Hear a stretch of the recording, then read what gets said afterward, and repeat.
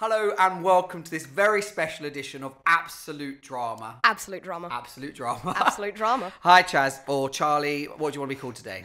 I don't really mind. I'll call you Chaz. Whatever you want to call Chaz, thank you so much for joining us today. This is a really special podcast because I know it's a topic that is really close to your heart. It is. And I'm really interested to know sort of how you became so involved in anti-bullying and what it means to you. But before we do that, let's just in a sentence or two, why is anti-bullying so important to you? Because bullying is something that affects so many people, whether it be kids, whether it be adults. It can make them feel awful, it could make them not want to live anymore, it could affect what they love to do, and it could affect just them in general. So giving someone the opportunity to be able to express themselves because they're not being bullied is something that's really important to me.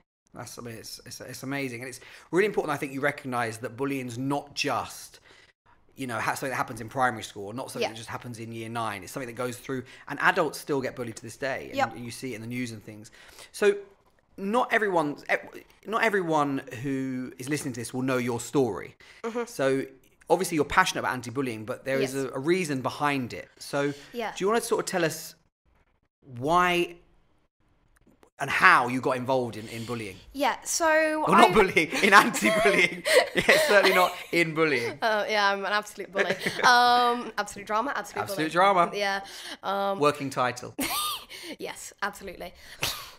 So I was bullied for loving musical theatre and doing things like that. And there was a really big incident one day where a group of boys, there was about 20 or 30 of them. I was in year 4, and there was year 4s, 5s, and 6s, and they started chasing me around. They punched me, and then they started chasing me around. So this was at school? This was at school, and I actually went to a teacher, and I asked them, it was when there was just about 5 of them, these boys are chasing me, can you please help me? And they said that they are not on duty, so I'd have to find somebody that was on duty. Wow. Yeah. So this incident happened to you. So this is like a really horrific incident.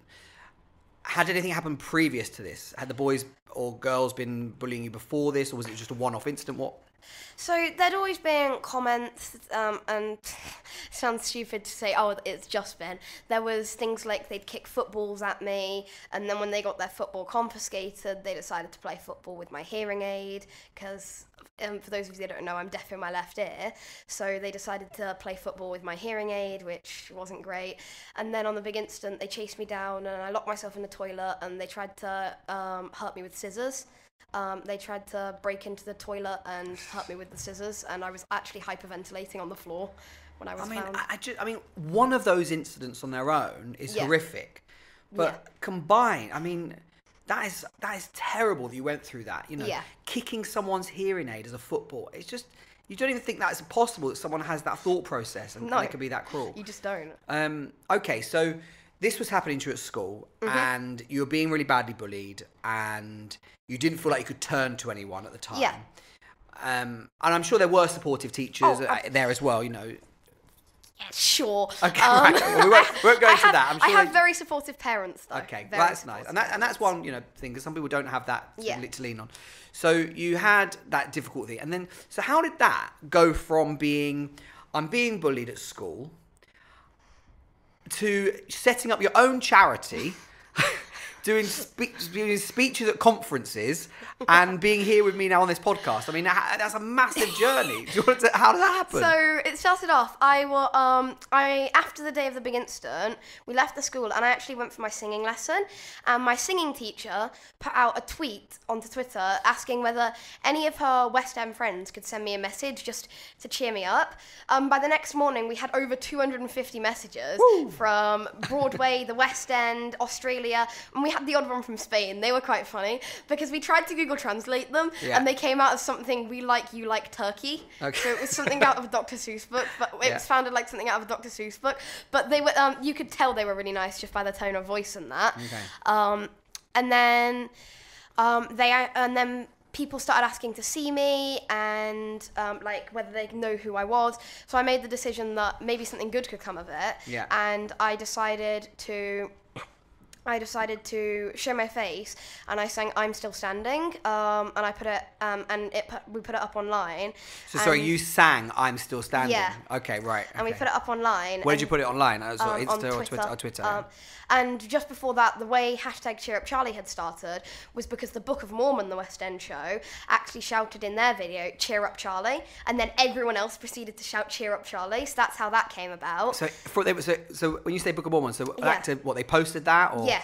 Oh wow. So most of the videos were posted. I mean, it is a great name. Your name's Charlie, and Cheer Up Charlie. That is a great name.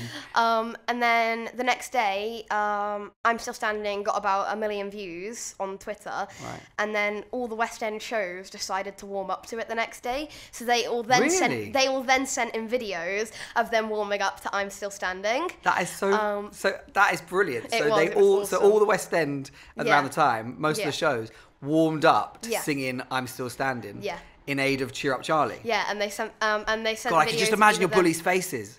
They sent videos in of either them watching it or them either them watching my version of it or them singing to a version of it and dancing to it. Yeah. It was really cool. Now, your performance of "Cheer Up Charlie," were you happy with it? Because obviously you didn't know it was going to go viral. Yeah. Well, I mean, I was hoping. Well, I wasn't massively sure.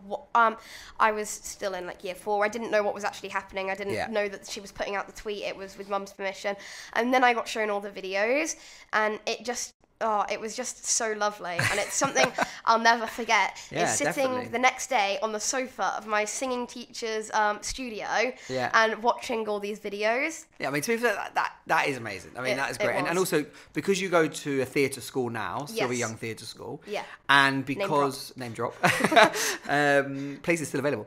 And because you go to Silver Young Theatre School, and, you know, that's everything you do, but... So it's even more special that the West End stars are behind you and doing that. That's a great story. Yeah. So where is the charity now? Like, what's happening with it? So is it a registered charity? We are we are almost there. That we need to amend one piece of paperwork. We might actually have it by the time this goes out. I'm not sure. We're just awaiting the charity number coming in now, and then it will be a completely registered charity called the Charlie Kristensen Foundation #CheerUpCharlie. Okay. And that will be an anti-bullying. Say that fast 3 times. I'm joking. And that will be an anti-bullying charity, and I hope that one day it can give things like anti-bullying packages to schools and do eventually a big West End day funded by the charity that schools can bring students that may never be able to experience the arts and that will help stop some of the negativity around it. But it will also be able to help people go to things like Saturday schools for theatre. Whether it be like a Stagecoach or a PQA or just something like that, a Saturday theatre school, and might pay for like their train fare to go to an audition or something. So when you go to when you say you want to give packages to schools or you want to invite people to watch West End shows, how does that link to bullying? Where's the bullying come into it? Because if you bring a child to do some workshops with some West End stars or to go watch a West End show, and they then go, wow, that was amazing, that stops a whole bunch of negativity that could come from that child to another child who likes something like musical theatre, because they know, wow, musical theatre is awesome and the people in it are so talented. I may not massively enjoy it, but I know that the people that do it are good. And it'll remove that stereotype. Yeah. That boys can't dance, boys can't sing, boys can't be musical theatre. Absolutely. Fantastic. So, you know, the charity sounds brilliant. The name of the charity is excellent, Cheer Up Charlie, and you've got a lot of people interested in helping you, which is amazing. So, what would you say to someone? So, this is long-term planning. What would you say to someone who is currently being bullied or is currently in the situation that you were in a few years ago? Yeah. Because you've come through it now. You're not being bullied, and you're now leading bullying initiatives. So, what would you say to someone who is currently being bullied? Okay, so I will never tell someone that just ignore it because they're no relevance in your life and that they'll just fade away one day. Because you told me off for that before. Yeah. Because you said you can't say words don't hurt you. Yeah. You said that's not okay to say. Yeah, because if you say something like words don't hurt you, well, words, every single person, I do weekly interviews on YouTube. They go out like every week, every 2 weeks. Name drop. Go on, do a quick plug. Musical Chairs with Cheer Up Charlie, YouTube, 7,000 subscribers. Go subscribe. We need to get some sponsors. We could be sponsored, but anyway, carry on. The Wizard of Oz. There we are. Not actually sponsored, No. but you could. Don't sue us. You could if you want. But yeah, so don't sue us. But something that happens is it will get better, and you can bring positivity out of it. And if you have not been able or have not yet spoken to somebody, that is something that is really important, because if you can talk about what is happening to you, then you can make yourself heard, and you can stop I'm not saying it will definitely stop it for good, but it will help to stop it. And it will mean that it is a lot easier for you to then be able to go up to those bullies one day, or for those bullies to walk past you in the street when you are doing what you love and they are working a job that they absolutely hate, and it's not something they wanted to do because their professional career in footballing didn't go on, because they didn't have the motivation and they weren't kind enough to be able to. I mean, a bit of a stereotype there about the football fans, but yeah. I hear what you're saying. So you would say to someone the most important thing is to reach out and speak to someone. Yes. And you would say that it's not just words. Yeah. It's something that has to be done. Because words actually, everyone I've spoken to on the YouTube channel that I just name dropped, that I just plugged, Musical Chairs. Musical Chairs. Twice a week. Charlie. Charlie. Has ever, everyone that I've interviewed, almost everyone, have said, I don't really remember the punches or the kicks or the scratches or the cuts that I get. Yeah. However, the words, they are always coming back to me. The punches and the kicks and the bruises, they will eventually fade away and you'll forget about them. But the words are something that stay in your mind forever and ever and ever.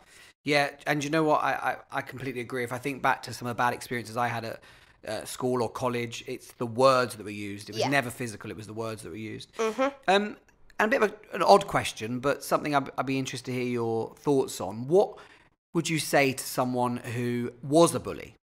You know, what advice would you give? Because sometimes, I'm definitely not making excuses for bullies, but sometimes they may have been bullied. Maybe they're coming to terms with their sexuality. Maybe they've had a tough life at home. Maybe, you know, they're not getting the care and love that they need. So sometimes they bully, and again, not justifying it, but there's lots of reasons behind sometimes people aren't just a bully. Yeah. Sometimes it's jealousy, you never know. So something I've always said is I will never make excuses for a bully, but there is always a reason. Nice. Whether it be that could be our tagline. Say it again. I'll never make excuses for a bully, but there'll always be a reason. There you go.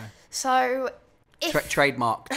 If you are bullying someone, it's most likely that you need to reach out and ask for help just as much as they do, because just as much as the person you are bullying does. Because you are clearly in a position that you feel vulnerable, or that you feel sad, or that something is going on in your life that is making you have to bring out that negativity on somebody else. Whether you are being bullied somewhere else, whether you have been bullied and you're still trying to cope with it, you need to talk to somebody just as much as the bullied person does. My advice for anyone that's being bullied or anyone that is bullying someone is to talk about your situation. If something bad is going on at home and you're bullying someone about it, maybe talk to a teacher, talk to somebody that you think you can trust.